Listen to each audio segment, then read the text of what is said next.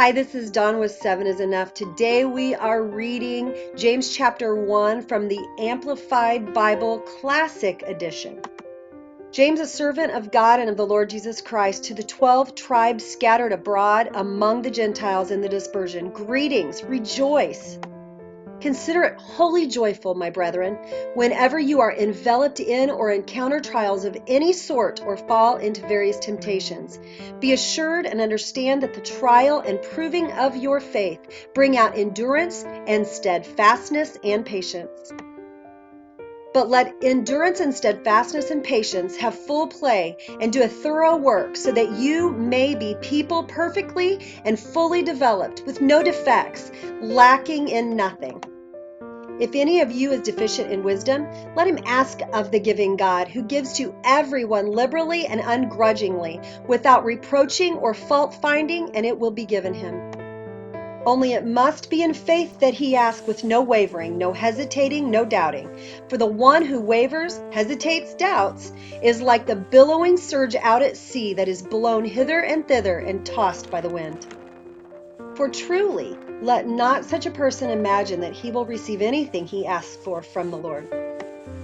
For being as he is a man of two minds, hesitating, dubious, irresolute, he is unstable and reliable and uncertain about everything he thinks, feels, decides.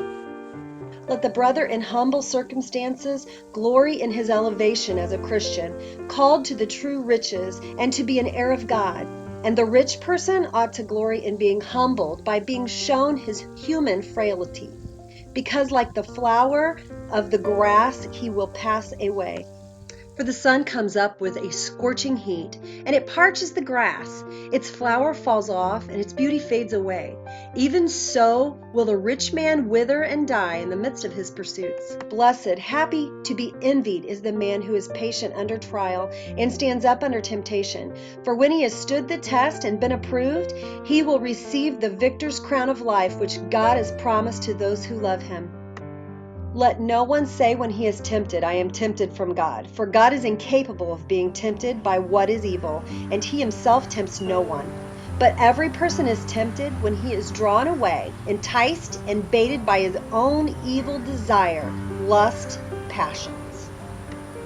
Then the evil desire, when it is conceived, gives birth to sin, and sin, when it is fully matured, brings forth death.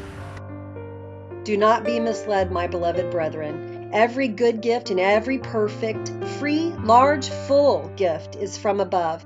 It comes down from the Father of all that gives light, in the shining of whom there can be no variation, rising or setting, or shadow cast by his turning, as in an eclipse. And it was of his own free will that he gave us birth as sons by his word of truth, so that we should be a kind of first fruits of his creatures, a sample of what he created to be consecrated to himself.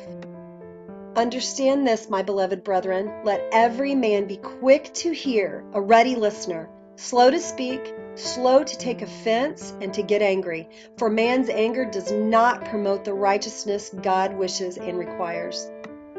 So get rid of all uncleanness and the rampant outgrowth of wickedness, and in a humble, gentle, modest spirit, receive and welcome the word which, implanted and rooted in your hearts, contains the power to save your souls.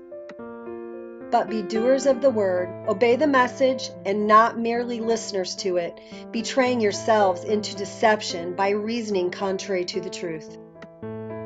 For anyone who listens to the word without obeying it and being a doer of it is like a man who looks carefully at his own natural face in a mirror. For he thoughtfully observes himself and then goes off and promptly forgets what he was like. But he who looks carefully into the faultless law, the law of liberty, and is faithful to it and perseveres in looking into it, being not a heedless listener who forgets, but an active doer who obeys, he shall be blessed in his doing, his life of obedience. If anyone thinks himself to be religious, piously observant of the external duties of his faith, and does not bridle his tongue, but deludes his own heart, this person's religious service is worthless, futile, barren. External religious worship.